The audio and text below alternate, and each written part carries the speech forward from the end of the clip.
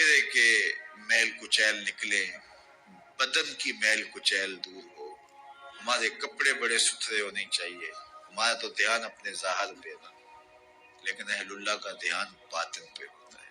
صوفیہ فرماتے ہیں کہ اندر صاف کرو۔ حضرت سلطان باہو بولے، دل کالے نالو منہ کالا چنگا، جے کو یہ رمز پچھانے ہو۔ اگر یہ رمز سمجھ میں آ گئی کہ منہ کالا ہو تو کوئی نہیں، دل کالا نہیں ہونا چاہیے۔ ابو لہب کا کیا معنی ہے؟ شعلے کی طرح چمکتا ہوا چہرہ رکھنے والا، اس کو اسی لیے ابو لہب کہتے ہیں، اس کا چہرہ ایسا چمکدار تھا تو اس وجہ سے اس کو ابو لہب کہتے تھے۔ تو چہرہ اس کا بڑا چمکدار تھا، دل کالا تھا، جہنم کا ایندھن بن گیا، قرآن نے پھٹکار ڈالی۔ اور ایک وہ بھی تھا جس کا دل صاف تھا لیکن بلال کا رنگ کالا تھا، اس کا اندر چٹا تھا باہر کالا تھا، اللہ اکبر، لیکن وہ تھا کرموں والا، وہ تھا رحمتوں والا اور حضور علیہ الصلوۃ والسلام کا متوالا۔ تو بات باطن کی ہے، بات ظاہر کی نہیں ہے۔ ہم اندر صفائی کی توجہ نہیں دیتے، باہر کی صفائی کی توجہ دیتے ہیں۔ پہلے اندر صاف کر لیں، اندر صاف ہو گیا تو پھر باہر بھی صاف کر لیں۔ اور اگر باہر صاف ہے اور اندر میل کچیل ہے تو باہو بولے کہ دل کالے نالوں منہ کالا چنگا، جے کو یہ رمز پچھانے۔ اللہ کے محبوب علیہ السلام فرمائے اگر یہ صحیح ہو گیا تو پورا جسم صحیح ہو گیا۔ اور حضرت رومی نے جو اقبال کے مرشد تھے کہا کہ دل کو قابو میں کر لو، یہی حج اکبر ہے۔ حج اکبر کر لیا لیکن دل ہی ٹھیک نہ ہوا، کہتے ہیں کعبہ گیا گل نہیں مک دیجئے، دلوں نہ مکائیے۔ تو کہا اس کی اصلاح کرو، یہ حج اکبر ہے۔ از ہزاراں کعبہ یک دل بہتر است، ہزار کعبے سے ایک دل بہتر ہے۔ وہ کیسے؟ اس لیے کہ کعبہ بن گاہ خلیل اطہر است، کعبہ حضرت ابراہیم خلیل کی بنیاد ہے اور دل رب جلیل کی گزرگاہ ہے۔ اس لیے اس کی پاکیزگی کا سامان کرے، اس کی طہارت کا سامان کرے۔ آپ کسی کو بلائیں اور میلی کچیلی جگہ ہو، جہاں گندگی پڑی ہو، غلاظت پڑی ہو، تو آپ کا کوئی عزیز مہمان آئے اس کو بلا کر کے لائے تو وہاں بیٹھے گا؟ جس کمرے میں آپ اس کو بٹھانا چاہیں اس میں تعفن ہو، اس میں بدبو ہو، اس میں غلاظت کے جگہ جگہ ڈھیر پڑے ہوئے ہو، تو آپ اپنے مہمان کی نفاست طبع کو اگر جانتے ہیں تو کبھی بلائیں گے نہیں جب تک اس کو پہلے صاف نہیں کر لیں گے۔ کئی لوگ کہتے ہیں جی ہمارا جی چاہتا ہے کہ آپ کو بلائیں لیکن ابھی ہماری گلی بہت گندی ہے، ہمارے گھر میں ابھی کام ہو رہا ہے، جب کام ہو جائے گا تو پھر ہم آپ کو بلائیں گے۔ ہم شادی اس لیے لیٹ کر رہے ہیں کہ مہمانوں نے آنا ہے تو ابھی ہمارے مسئلے چل رہے ہیں۔ یہ کئی لوگ بائی پاس کی وجہ سے شادیاں روکے ہوئے تھے، وہ کہتے تھے وہ راستہ نہیں ہے۔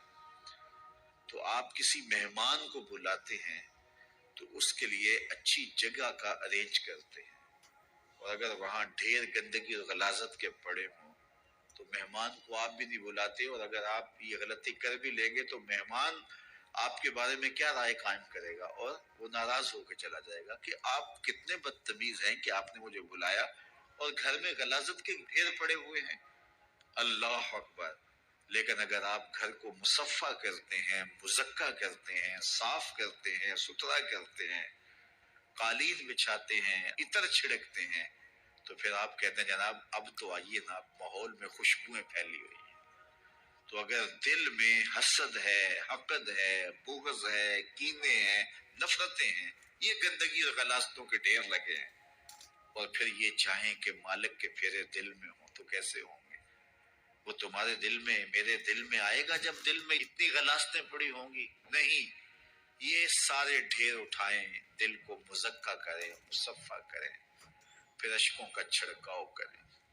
اللہ اکبر۔ پھر پیار کے مخملی قالین ڈالیں، اللہ اکبر، الفتوں کے گاؤ تکیے لگائیں، اور پھر آواز دیں، ہر تمنا دل سے رخصت ہو گئی، اب تو آجا، اب تو خلوت ہو گئی۔ پھر محبوب کو بلائیے تو پھر دیکھیے کہ محبوب جلوہ فراز ہوتا ہے کہ نہیں ہوتا۔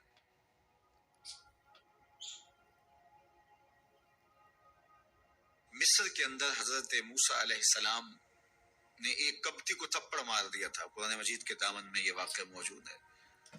تو آپ کی جلالت اور آپ کے زور کی تاب نہ لاتے ہوئے وہ وہی ڈھیر ہو گیا، اس کی موت واقع ہو گئی.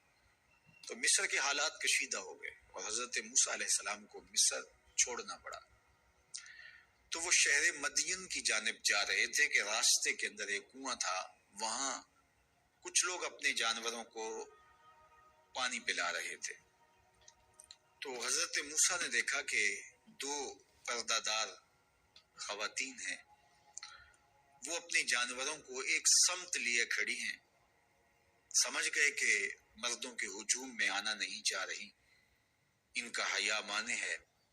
تو آگے بڑھے اور ان کے جانور ہانکے اور ان کو سیراب کیا اور پھر ان کی جانب ہانک دیے. وہ واپس گئیں اور اپنے والد بزرگوار سے کہا کہ ایک سال نوجوان جس کی آنکھوں میں شرم و حیا تھا، اس نے ہمارے ساتھ یہ مہربانی کی. تو ان کے والد گرامی نے کہا کہ جاؤ اس کو بلا کے لاؤ. قرآن مجید میں اس کا ذکر کیا گیا. فجاءته احداهما تمشي على استحياء، ان میں سے ایک خاتون حیا میں سمٹی ہوئی حاضر ہوئی. اس نے کہا کہ ہمارے والد گرامی آپ کو بلاتے ہیں، آپ نے ہمارے ساتھ جو مہربانی کی ہے اس کا وہ اجر دینا چاہتے ہیں.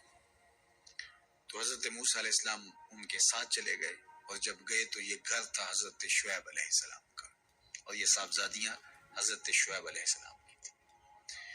تو اس خاتون کا شرم و حیا کے ماحول میں حضرت موسیٰ علیہ السلام کو یہ کہنا اور چل کے اس انداز سے آنا، قرآن نے اس کی حکایت بیان کی ہے.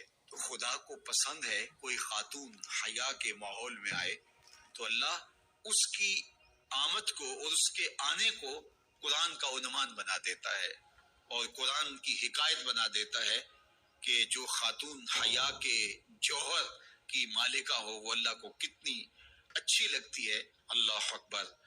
حضرت نبی اکرم صلی اللہ علیہ وآلہ وسلم کا فرمان حیا کے حوالے سے، الحیاء من الایمان، حیا ایمان سے ہے. تو جتنے بھی ایماندار لوگ ہیں وہ پھر حیا کے جوہر سے مزین ہوں گے، مالا مال ہوں گے. آپ دیکھ لیجئے سب سے بڑے ایماندار تو میرے اور آپ کے آقا مولا ہیں، اور حضور کمواری لڑکی سے زیادہ حیادار تھے. باقی حضور کے اصحاب دیکھ لیجئے ان کا حیا، اور حضور کی ازواج مطہرات کا حیا دیکھیے. ام المومنین حضرت عائشہ رضی اللہ تعالی عنہا فرماتی ہیں کہ حضور کا جب وصال ہوا اور حضور میرے حجرے میں دفن ہوئے تو میں جب حضور کی قبر انور پہ جاتی تو معمولی چادر اوڑھ کے چلی جاتی اس خیال سے کہ میرے شوہر ہیں. پھر حضرت ابو بکر صدیق رضی اللہ تعالیٰ عنہ کا وصال ہوا تو وہ بھی ساتھ دفن ہو گئے تو میں پھر بھی اسی حالت میں جاتی اور میں سوچتی کہ ایک میرا شوہر ہے اور دوسرا میرا والد ہے. کہا پھر حضرت عمر رضی اللہ تعالیٰ عنہ کا انتقال ہوا اور وہ بھی ساتھ مدفون ہوئے. تو حضرت ام المومنین فرماتی ہیں کہ اب جب میں جاتی تو میرا جانے کا انداز مختلف تھا. فواللہ ما دخلت الا وانا مشدودۃ علی ثیابی حیاء من عمر. کہا اب جب بھی میں جاتی تو خوب اوڑھنی اوڑھ کے اور چادر لے کے جاتی، مجھے عمر سے حیا آتی. یہ ام المومنین کا انداز زندگی ہے. مخدرات اسلام کو اس سے سیکھنا چاہیے.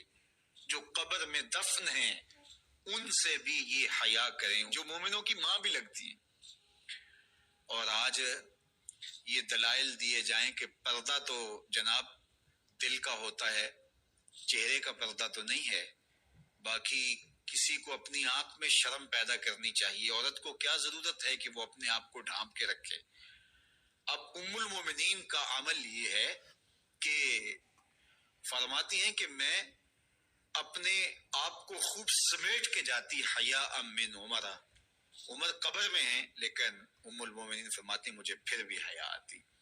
اور حضرت سیدہ طیبہ طاہرہ حضرت فاطمہ الزہرا رضی اللہ تعالی عنہا نے کہا کہ عورت کے لیے بہترین پردہ یہ ہے کہ اس کو کوئی غیر مرد نہ دیکھے اور وہ غیر مرد کو نہ دیکھے۔ تو جب یہ ہمارا دین ہمیں سکھاتا ہے اور حیا کا یہ سبق دیتا ہے، بڑوں سے حیا کرنے کی تلقین کی گئی، اللہ سے حیا کرنے کی، اس کے رسول سے حیا کرنے کی تلقین کی گئی۔ صحابہ فرماتے ہیں بعض اوقات ہم کچھ پوچھنا چاہتے ہوتے تھے اور حضور کے حیا کی وجہ سے ہم ایک عرصہ تک وہ بات نہیں پوچھ پاتے تھے۔ آج دادا کے سامنے بچے جس طرح بات کرتے ہیں اور جس طرح بچوں سے حیا کا جوہر ختم ہو گیا ہے اور اس کو وہ تہذیب نو کا کرشمہ سمجھتے ہیں اور جدید دور کی کرامت سمجھتے ہیں، یہ دور جدید کی کرامت نہیں ہے، یہ جاہلیت ہے۔